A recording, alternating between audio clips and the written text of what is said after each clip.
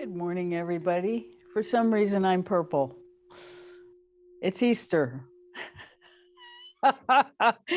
So somebody on Zoom made a prank, but none of you are purple. You all look totally normal. So it's only here. And the Buddha is green and purple. And you know, green is the color of the open heart, and purple is the color of the third eye. So this is no accident, because it's really about our evolution through the green and the purple and the rising up to meet our true destiny, our own evolution. And of course, we celebrate the evolution of Jesus, who was the epitome of an evolving human being. But we can do that too. And the idea that one person did that so that all of us don't have to is a complete fallacy. It's a cop-out. We have to do our own work. We must do our own work and fulfill our own destiny of evolution. That's why we're here. So let's meditate, get our energy moving. So we'll do the 4-part Om sound meditation, beginning at the base of the spine. And with the Om sound, the rising of the Om sound, our energy will rise up and out the top of our heads. As we do the Ah at the base of the spine, the Oo in the center of our chest, and rising up to the which goes out the top of our head. So we'll do that 9 times, and then we'll do the whispering when we do the same sounds within ourselves and allow the energy to rise up. And then the 3rd and the 4th times we will do silently. The 3rd time we say the Om sound in the 3 places as the energy rises. And then the last time we can either say the sounds as the energy rises, or just watch the energy rise as we feel the sounds inside ourselves. So using the voice is like training wheels, learning to feel our own energy rising inside of us. So take a deep breath and we'll begin. Om.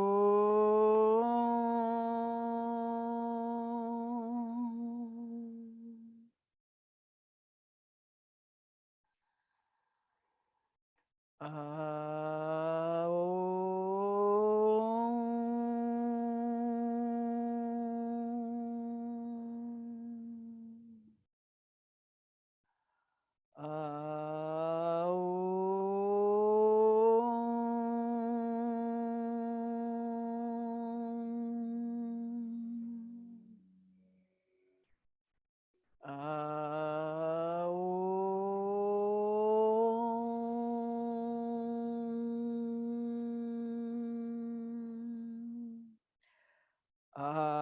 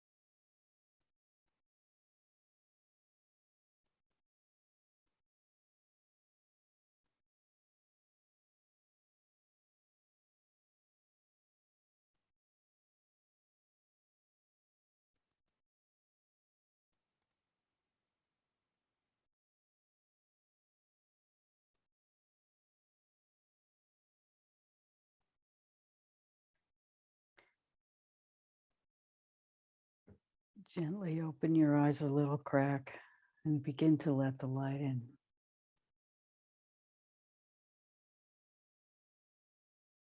Holding your attention in the spinal column, the Sushumna, the energetic center of our being. The beam of light that goes through the center of our body. Hold your attention there as you open your eyes a little further. Continue to hold your attention there as you open your eyes. Allow the light in, but hold the attention inside your own beingness.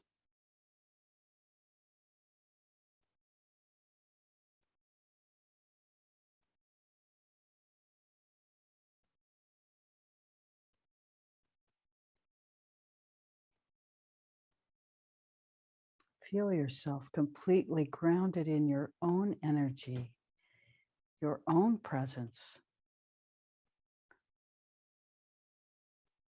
your own connection to the highest for you and everyone else as you begin to take in information from the outside.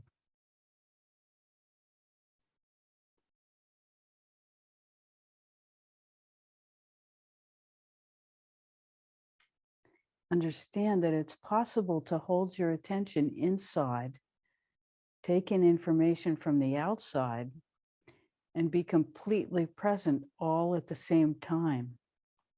But it does take practice. And so the time to practice is when you've come out of meditation, but you're still holding your awareness central.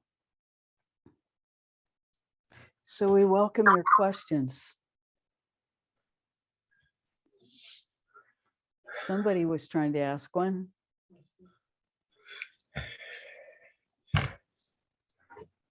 Hi.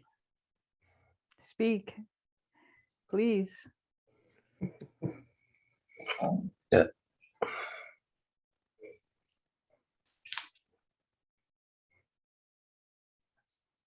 Did she think you were?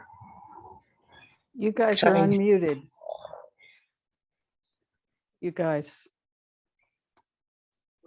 Wesley. Wesley. You're unmuted. Oh, I was just trying to get my microphone to come on. It's on. Okay. Happy Easter. Happy Easter to you. So happy to hear your voice. What can we do for you this morning? We're up and running and the sun is shining. How beautiful. I've already scratched my chickens and petted my cat.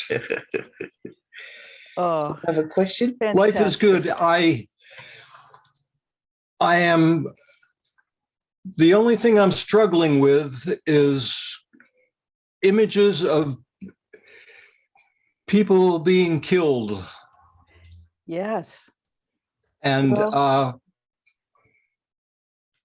I find it disturbing. I've been reading some memories of Mr. Gurdjieff meetings in Paris during World War II, and seeing that they were up against the same stuff around the time of my birth. Humans have been doing this nonsense for a long time. And yes. I had thought we were starting to come out of it, but it looks like not. Well, you know, the macrocosm is a reflection of the inner struggle that every human being goes through, the war that we have within ourselves in choosing darkness or light. in choosing to blame others or take responsibility and clean our own house, in choosing to feel that if we could only control them, then everything would be fine. Yes. So we have this same inner struggle. And what we're witnessing is the macrocosm acting out that struggle between violence and trying to control the outside to get peace, because both sides are saying they want peace. And that's not a lie. It's just that the versions of peace are completely different. One version of peace has people giving them the right to choose, and the other version of peace is saying we're going to control everything outside of us, and that'll make peace. And we have this same struggle internally. Yes. And when we understand that and really engage the struggle, and everybody on this call does, that's why you're engaging the struggle within yourselves, because it's a stage of evolution to learn that the real struggle is inside each one of us. And that the only way we come to peace is to come to peace inside ourselves, where we aren't trying to control anybody else, because we understand how difficult it is to control ourselves. And in doing that work, we become capable of influencing others by our connection to the highest and our devotion to becoming in alignment with that highest. And it turns out that that devotion is the same. That devotion to alignment is nothing more than devotion to love itself. And so one of the huge benefits of doing inner work is we start to feel good some of the time. And then we become devoted to that good feeling, which we call love. And we experience that love once shared with another human being doesn't die. And once we feel that enough of the time and experience that, then death is just, not just, death is expansion into more love. And having experienced that, the fear becomes a physiological event rather than an emotional construct that dominates our awareness. So the goal of learning to know, love, and serve God, which is love itself, herself, beyond gender, truly beyond gender. And if you have strong gender preference for God, understand that that too is a stage. Rebecca has that. Strong gender revulsion to the God she grew up with. And lots of us have that, and that's fine, but that's a stage, because love is beyond gender. It's completely beyond sexuality. It's completely beyond sensuality, which doesn't mean that all those things are not contained within it. Everything is contained within it. Nothing is separate. So we anticipated your question. We could have gotten it completely wrong. Wesley, how are you doing? Good. Thank you. You're so welcome. What else? You're done. It Okay. seems. Yeah. Okay. Thank you for participating. Mm. Mm. So, how may we serve this morning? It's so nice to be with you. Happy Easter.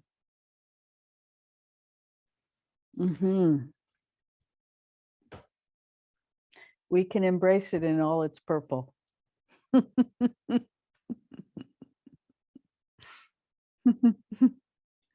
We are truly alien today.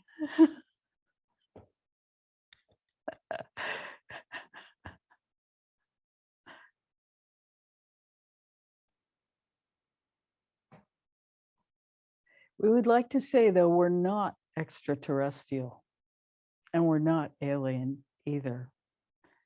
We are love itself, just as you are.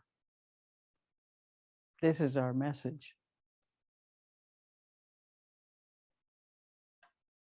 Because we don't have time and because we don't have bodies, which is actually saying the same thing, we seem other. We're not. We're another phase.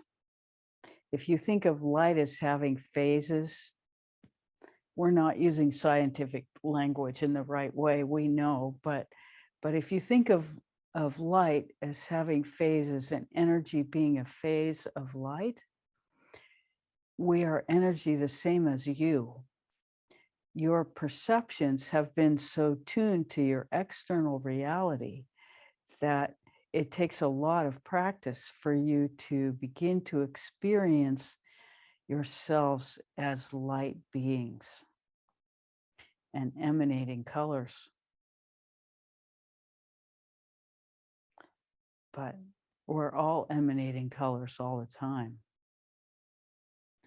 And to be so lucky is to emanate purple and green, the colors of the heart and the third eye.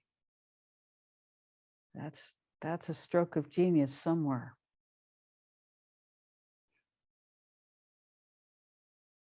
So we'll take it as a great blessing on Easter that we're all participating in. And the colors are real. They're as real as the colors you see outside yourself. And our perception of them is real. There is a whole extra sensory perception inside of us that we're practicing to develop, to evolve. Now, is it necessary for our evolution to be able to perceive all that? No. The true evolution is just. We'll take the just out. The true evolution is through our devotion becoming that love itself in our entirety, beyond any light show, beyond any other experience. That's what's real, and that is what real, true alignment is. And alignment ceases to be the right word, just as expansion is not the right word, because it's not being something else or going something else or becoming something else. It is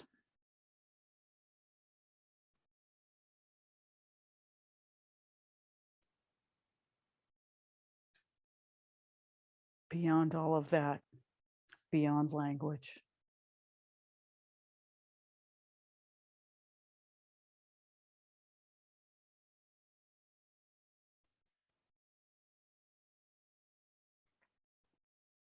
There's no coming or going.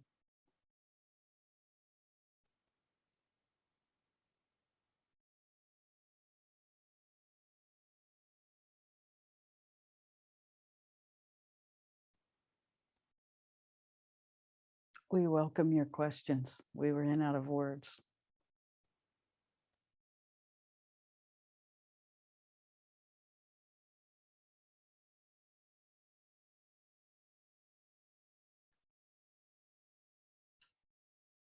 And we invite you to take in the purple light.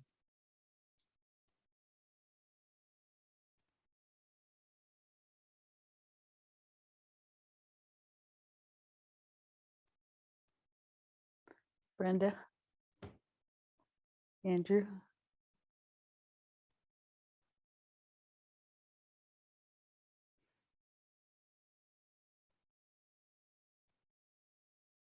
We want to say all quiet on the Eastern Front, but it's not really a joke.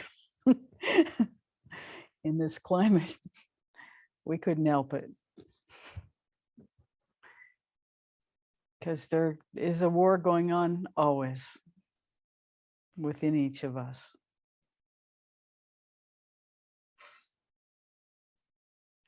And so in that context, how can we be surprised? You know, there are always wars going on in this world, but we tend not to notice when people are far away or of different colors and cultures. And so that's an interesting thing to be aware of in this moment too. That the reason, one of the big reasons we're so touched is because these people are so similar to us that it is as though the war is happening to us. Somehow when it happens in the Middle East or Africa or Southeast Asia, Syria, we're not so touched. Chechnya.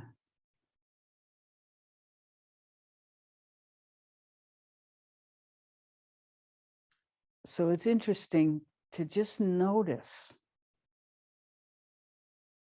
our own culture, our own cultural inhibitions and exhibitions, and take more responsibility inside ourselves to have a broader view. We all are being manipulated daily by our own culture and the polarity that has been promoted by the selective media taking polar opposite views and claiming this kind of false equality between truth and not truth is destroying our basic foundational cultural belief in equality.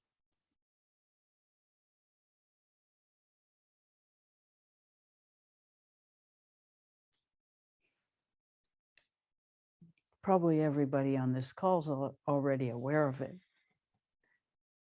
but that's what we mean when we say the war is everywhere. You know, some places it's dead bodies, but dead ideas are just as impoverished.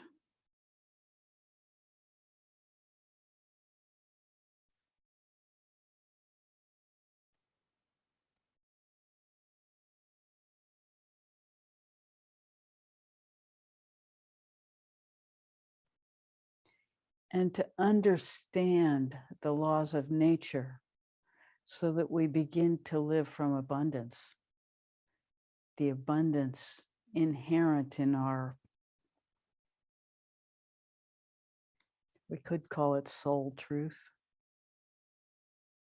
for want of a better word. Living from love, from fifth dimensional reality, where all of humanity has transcended the need for the internal war. And so there begins to be an expression of external peace, because of course that's where it comes from. And the biggest battle we will ever fight, which is what the Bhagavad Gita is about, is within ourselves.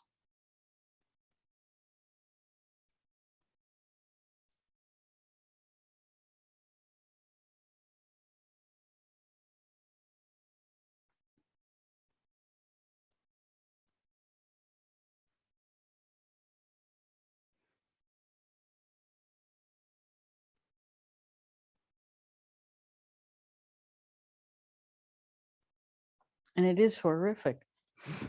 The numbers of people dying what we imagine to be horrible deaths, torture.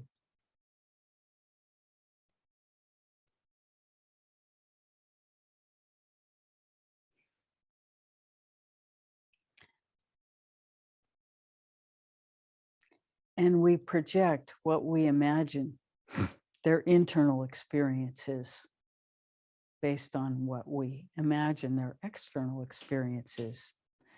We can tell you that because of the body's hormonal system, that's our horrors are of our own making.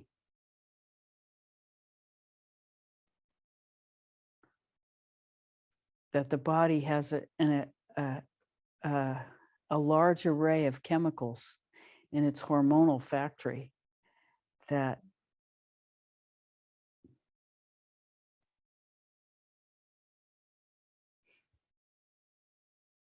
if you've ever been through an experience of shock, your whole body goes numb.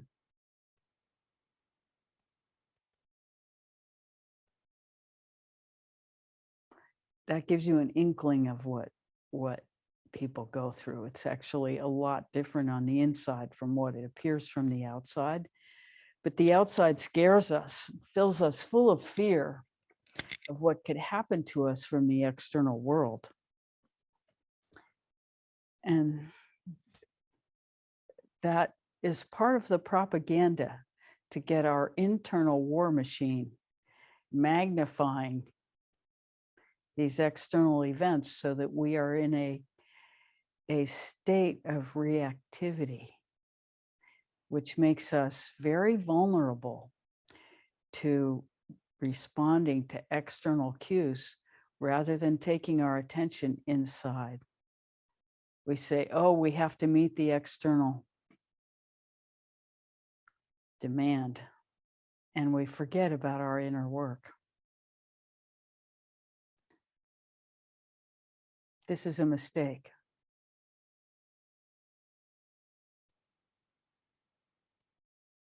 It pulls us right out of our purpose. It mobilizes us to become part of the problem rather than the solution. It reduces us to three-dimensional reality, to the thinking mind, to the instinctive reactivity, rather than the truth of beingness, which we've been cultivating carefully for a long time. In an instant, that can be destroyed by identifying with propaganda, which a lot of what we experience outside ourselves is propaganda and manipulation.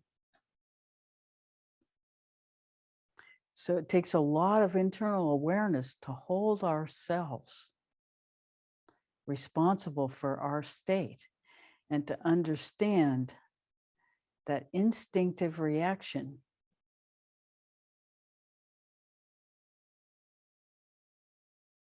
is not our friend.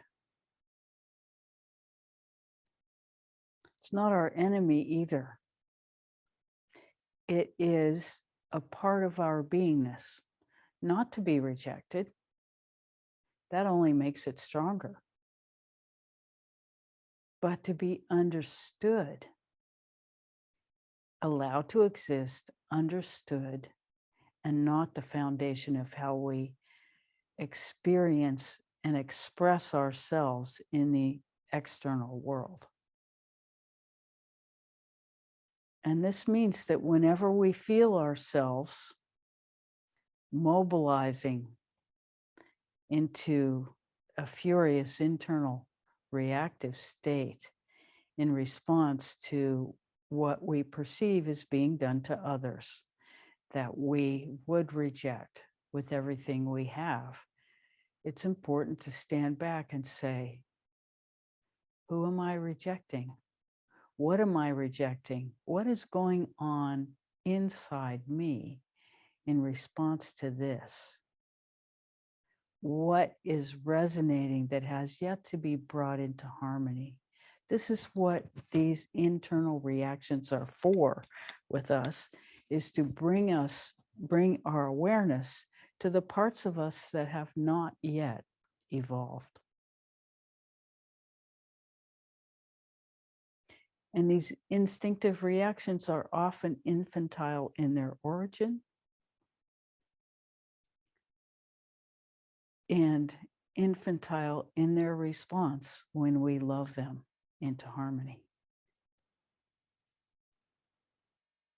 And so this is what's really being provoked for us. And it's a great opportunity for inner work. It's great. Because, you know, if you can suspend your imagination for a moment and imagine what it is to be a child and told no, if you can feel that for a second, you're understanding these instinctive responses that are being expressed, that are killing the other because we don't have what we want in this instant. And so it's your fault and you deserve to die for that. That's where this is all. And so we have this in ourselves, that we would instantly react and kill another for saying no. And the opportunity to have that come to the surface, to be greeted with love, is really a gift.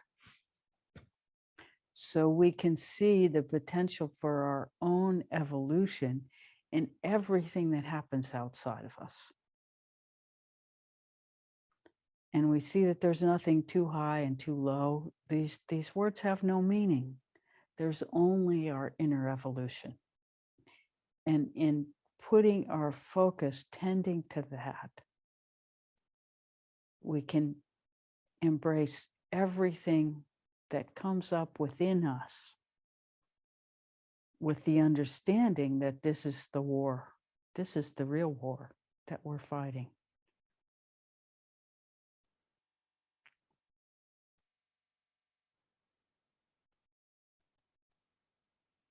And that we too have belief systems that are so deeply ingrained in us.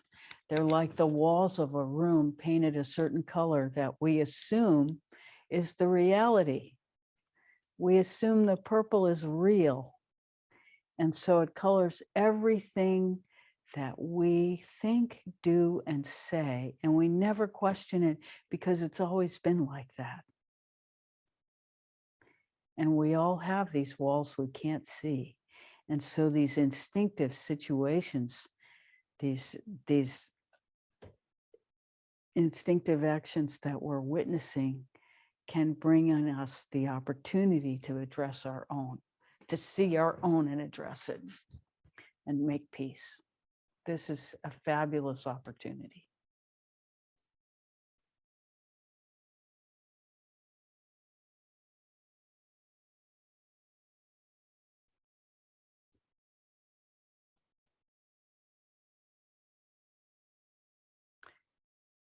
So even war, maybe especially war, we didn't ask for it, we never would, none of us. But it comes from the same place as, you know,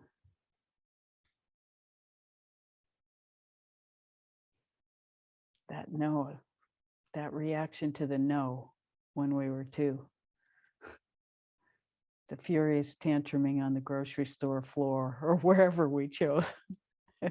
And maybe not all of us tantrumed. Likely we did, at least once or twice. And see, we still hold that in ourselves.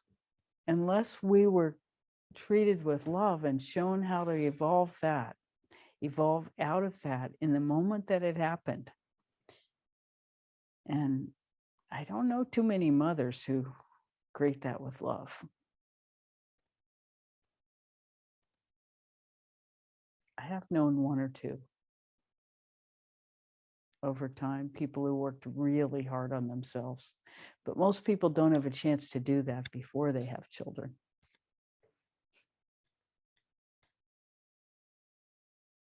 So that's part of how it all gets perpetuated.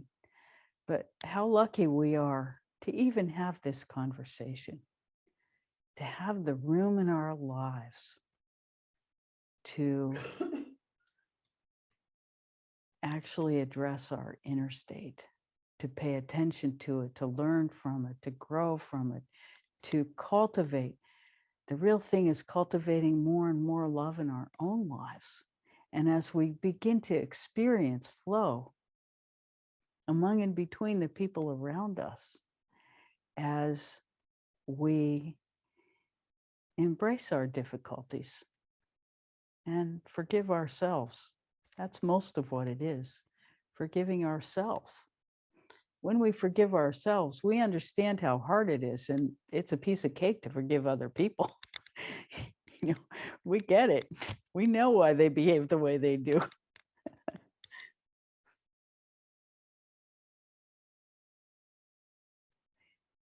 It's forgiving ourselves that's the hardest thing. We would rather blank it out. Didn't happen. We pretend it didn't happen. I could never have done that. I could never have thought that. No, those thoughts are not to be rejected, but embraced and healed. All parts are welcome. All parts, especially the ones that we would not like to welcome.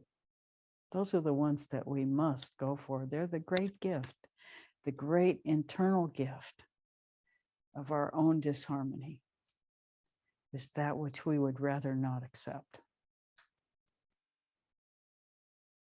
And we all have it. We all have it.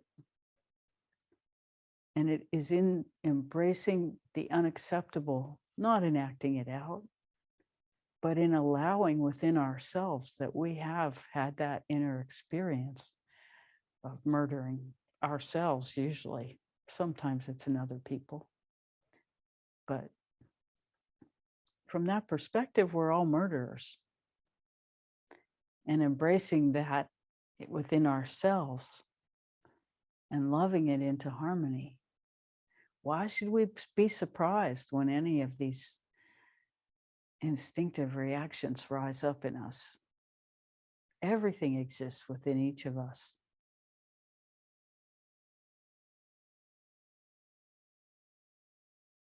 Any other belief system is unsustainable through experience, when we're honest. And evolving our inner is about tremendous honesty.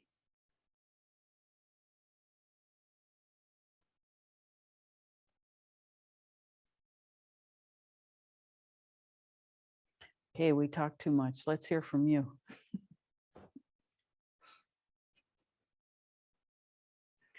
We do kind of like being purple.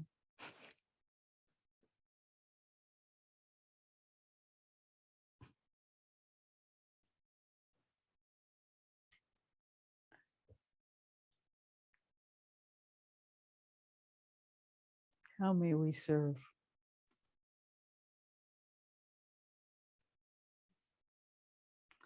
Nancy, hi. Hello. Hi, can you hear me? Yes, delighted. Well, I'm just totally taking all that you're saying in so deeply. It's so profound, and I'm so appreciative. It's just like, golly, it's so big and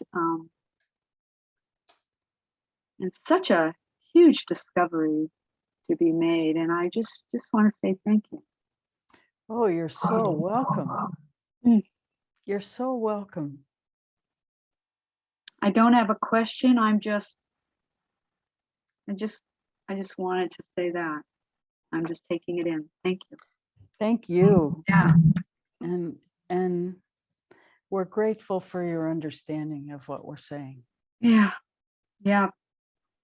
You're not speaking too much. It's all very welcome. Very profound. Well, of course, we're watching Rebecca obsessing with the news. Yeah. And so we know that if that's happening, it must be happening for a lot of other people too. Oh, yes. Yes, indeed. So this is where the discussion is coming from. Yeah, thank you. We want to meet you where you are. And just that you're here is profound. Mm. It means that you're wanting to embrace fifth dimensional reality and understanding that the path is through the inner, and that the outer is the outer is a reflection of the inner that has yet to be resolved.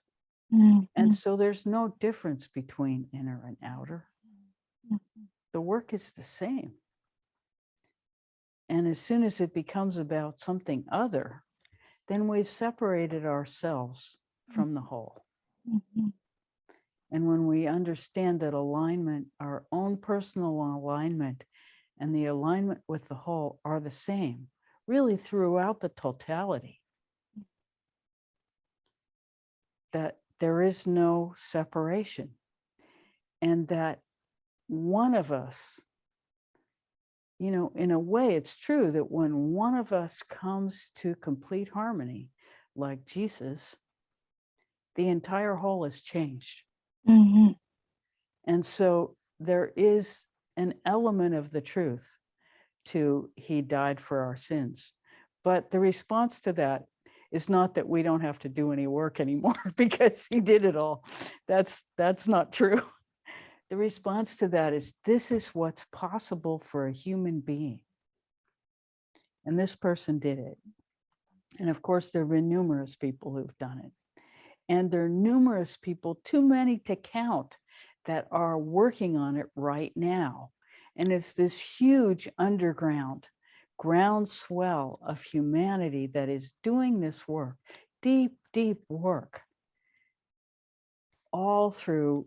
There are people in every church, every faith, every ashram, every spiritual community, everything dedicated to knowing God throughout the world.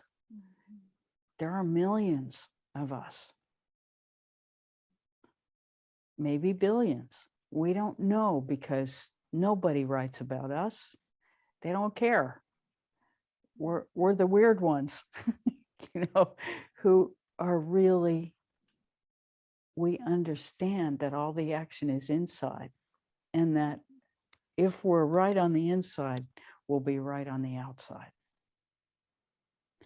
And Well, I'm thinking this war is helping to perpetuate these deeper, it's come to us to see through some of that. As you're yes, talking about. yes. The world is like a pimple pop. The war is like a pimple popping in a big way somewhere, so that all the pus can come out and be drained Seems like it, yeah. from the macrocosm in this macrocosm. And so the macrocosm and the microcosm, we are the microcosm. The international relations are the macrocosm of cultural interaction. And so there's not any difference. There's not any difference. And it's our job to create the utopia inside us, to become love itself and understand everything that arises that isn't that needs to be brought to that by us. We are the love. We're waiting for somebody else to bring to us. It's not going to happen from outside. It only happens from inside, that we cultivate that experience so much. We love itself. We become devoted to that experience, which when given life, when given our life, becomes.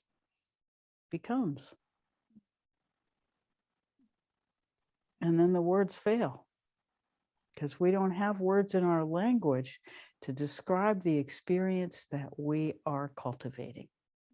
We don't have those words. because it's beyond culture. It's beyond the personal. It's not that we become impersonal. Far from it.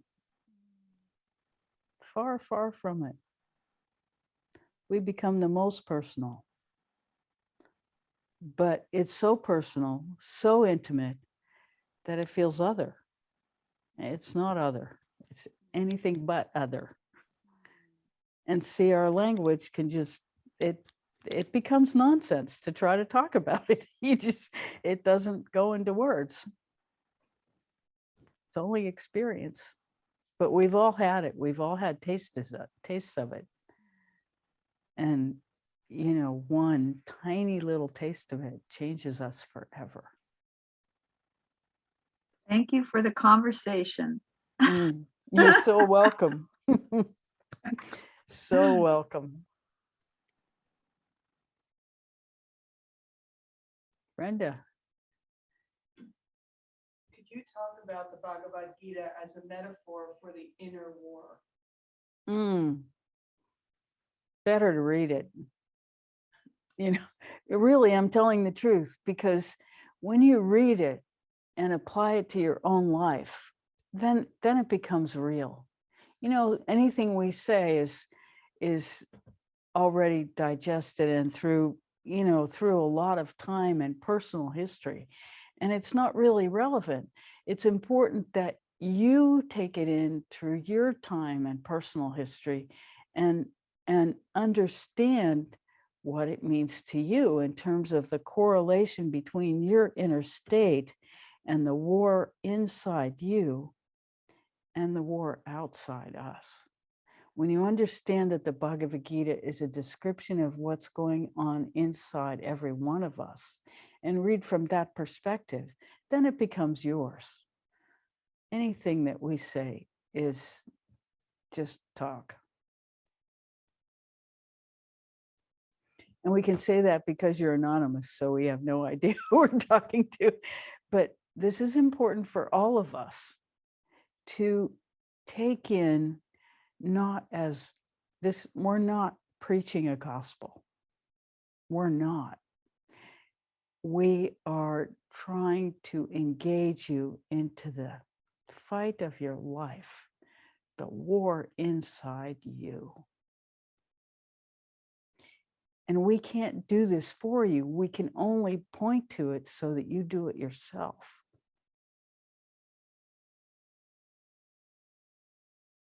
We can attempt to show you the possibility of an inner state, but we don't want to addict you to our inner state. That's not what you want. That's not what you need. What you need is to discover accessing that in you. It's not about us. It's not about our words. It's not about actions that we take in trying to come to you. It is about your personally taking this seriously and going inside yourself, reading the Bhagavad Gita, thinking about it, feeling into it, understanding what's arising in you and what's arising out there. It's not different. That war is not thousands of miles away. That war is right here inside every single one of us, Rebecca included. It's all of humanity. And we have an opportunity to do something really big about it. This is what Easter is about. It's about one person. And it has nothing to do with, well, the resurrection and the death and the resurrection.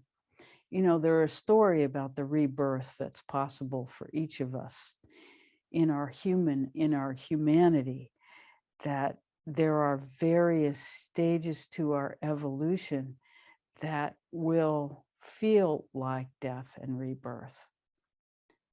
And this is how we help each other. We help each other through these strong experiences that begin to happen when we've engaged this work very, very deeply for a number of years. but they're not, everyone is capable. There is, and lots of people have done it alone. Ramana Maharshi, basically went in a cave for many, many years. Did it all on his own. He didn't care if he ate. He didn't care if he lived or died. He didn't care if the insects ate him alive. He was not present to that. He was present to his devotion.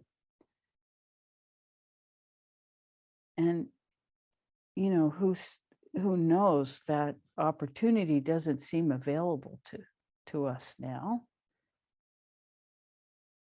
But, he did it. Lots of saints have done it.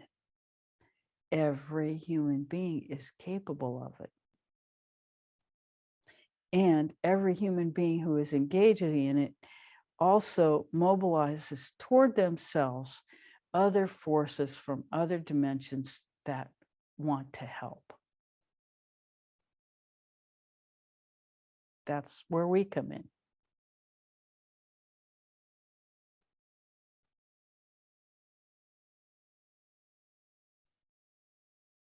Knowing that the possibility of evolution is a reality is our message to you. It's not a new message, but it always feels new because it's new to the human being who's taking it on. And so we are offering you the invitation of the deepest work you will ever do with the greatest benefit you will ever experience. And how much we evolve in our lifetime is completely irrelevant. We get do-overs. That's called reincarnation. And what can we say? Life itself is very forgiving. Life itself is very forgiving. We'll say it again. Engaging in this process of your own evolution is the most powerful thing you can ever do with your life. Any minute that you devote to devotion to love itself is a great gift to yourself and all of humanity.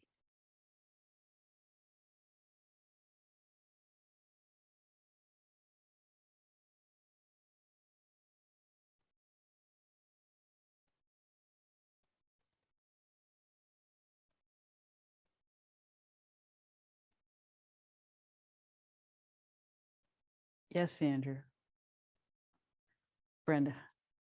Got the wrong side of the room. Knew it was coming from somewhere. There are a lot of versions and translations of the Bhagavad Gita. Can you recommend one? Well, I'll tell you the one that I grew up on, and that's the reduction, the very small version of the Penguin Bhagavad Gita with a red cover that's probably been reprinted 100 times since I bought a copy of it forever ago. That's the one that I grew up with. And you don't have to read the volume that's this thick. That exists. It's very long. And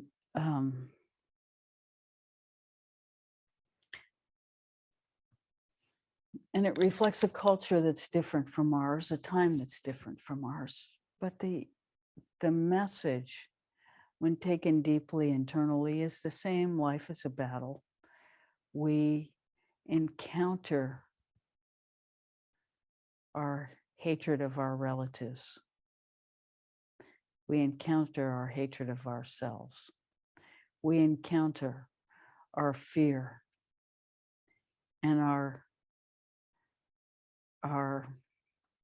resistance to doing battle with ourselves in whatever personification it appears.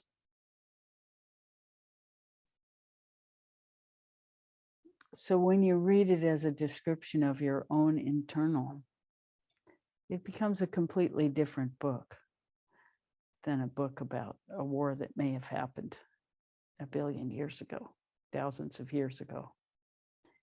It's not about something outside of us.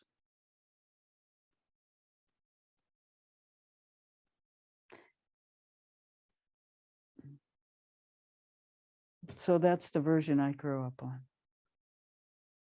Doesn't mean it's the best. It's just the one Rebecca knows.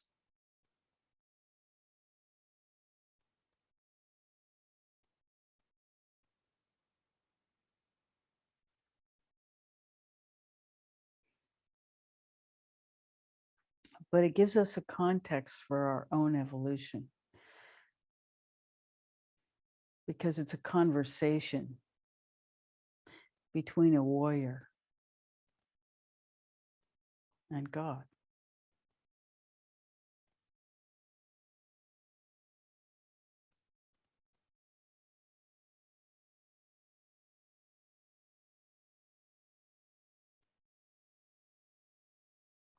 Not dissimilar from the conversations we have with you, trying to get you to engage in your own evolution. Which is not to say that we're God, but we're not God either. Every one of us is God, through and through. All parts are welcome. And everything has endless potential for evolution.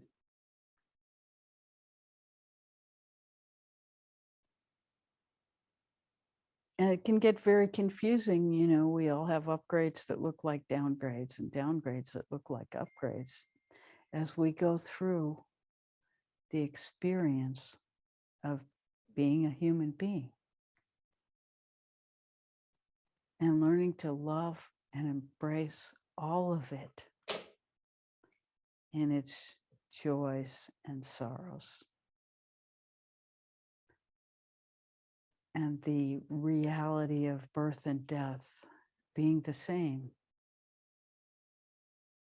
One headed one direction and one headed the other direction, but really not a different direction because it's all love.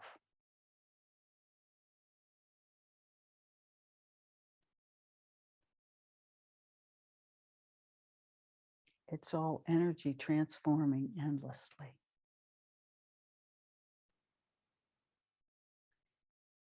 And we have so little control over any of it.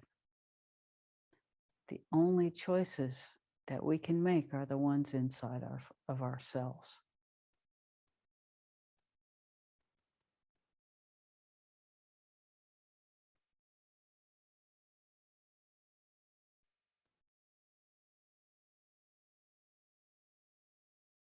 And we vote inside ourselves every day.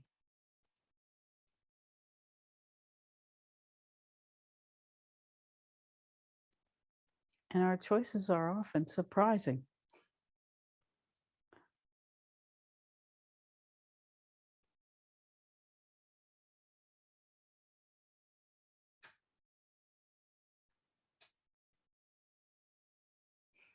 And we can be grateful, so grateful for the opportunity to have choices inside ourselves and choices outside of ourselves.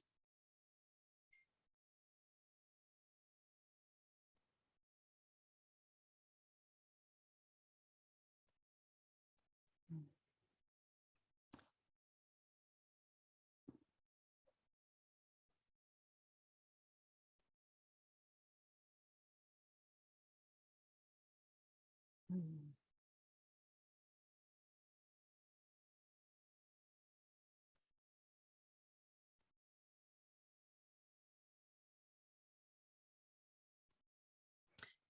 We don't have a clock. Thank you.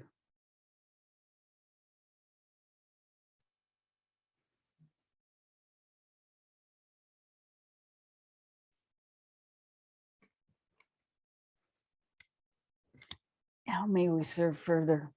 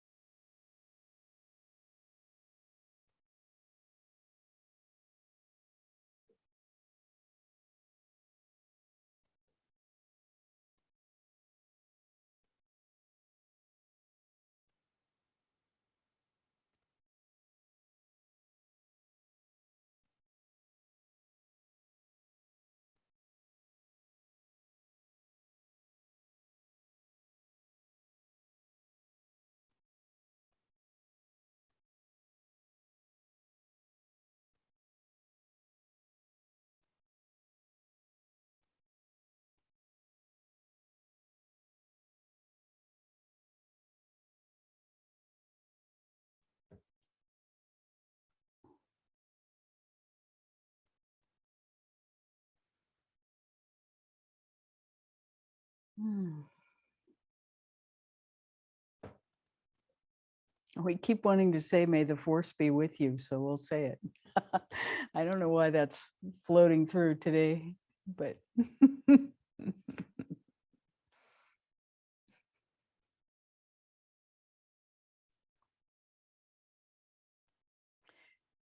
on another note, we want to let you know that our friend who participated in many, many of these programs, Chris Turgeson, died a little over a week ago.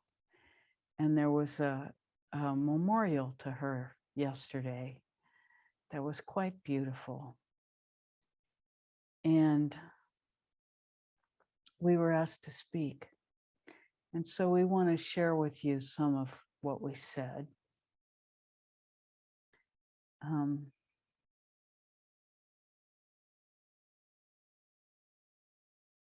Chris was a professional volleyball player at points in her life. You know, she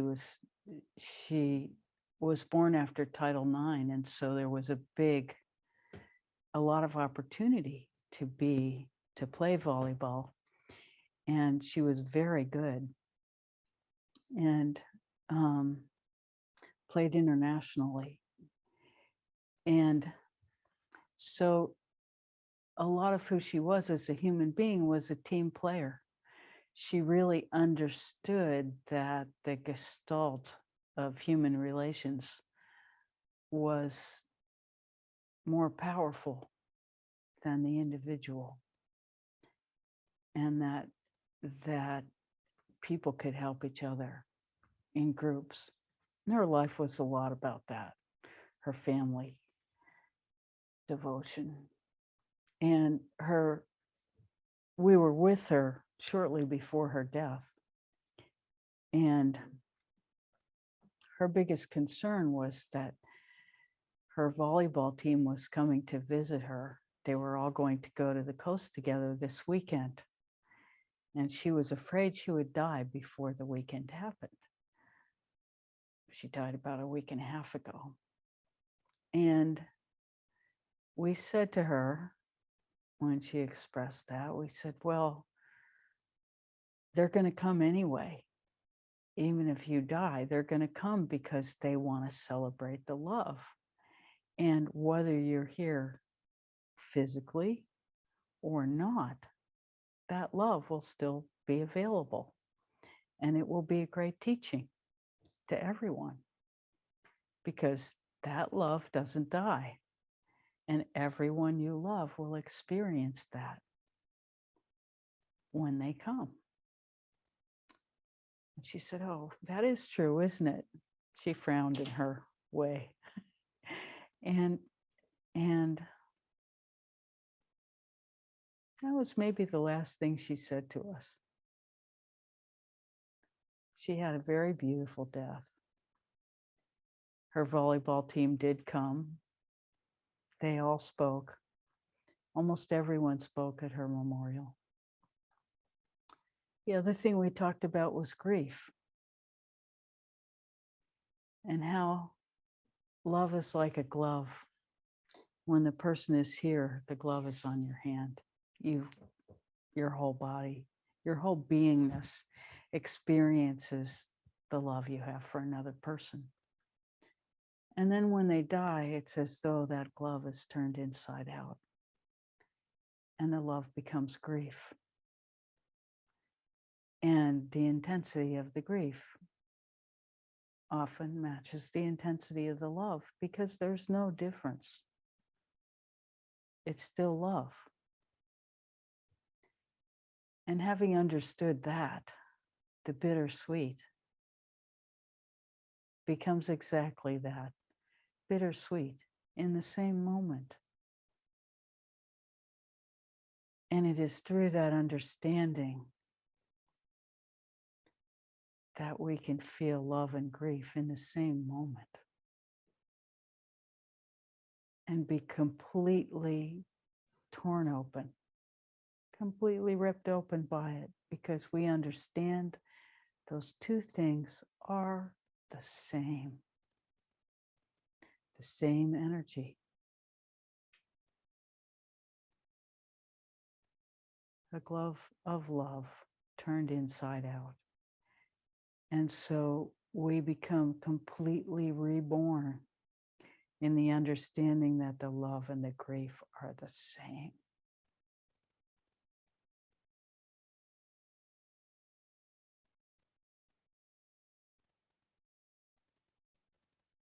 We're forever changed.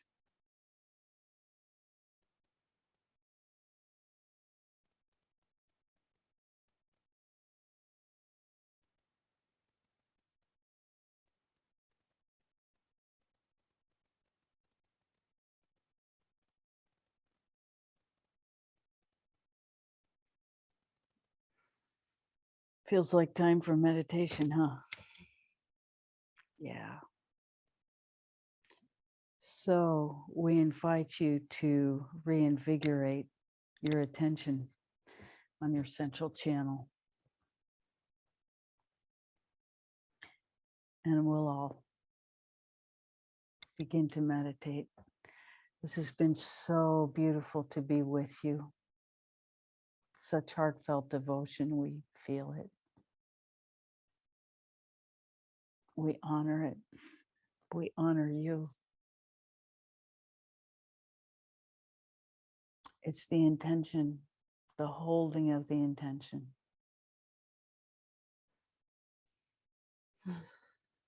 So let's go back inside. So nice to be with you.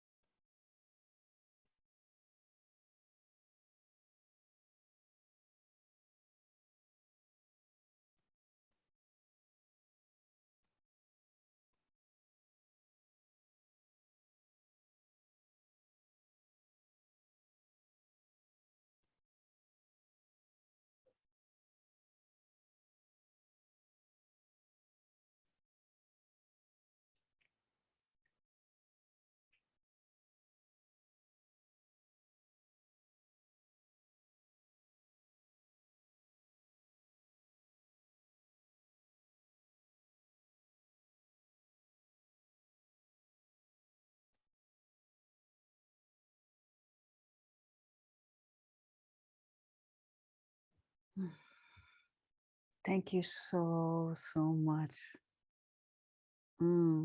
What a beautiful time. We love being with you. Such a gift. Have a wonderful week. We'll see you next week. Bye for now.